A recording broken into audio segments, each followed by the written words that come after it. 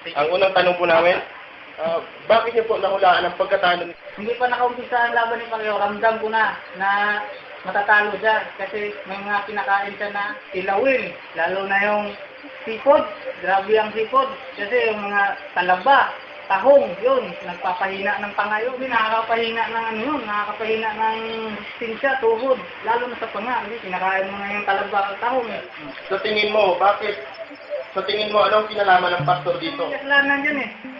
Kung hindi niya kinuyog niya si Manny, siguro wala yan. Hindi matatalo yan. Tama yung reaksyon ni Nanay Dinicia, tama yung bukod niya na si Pastor sa lang dahilan.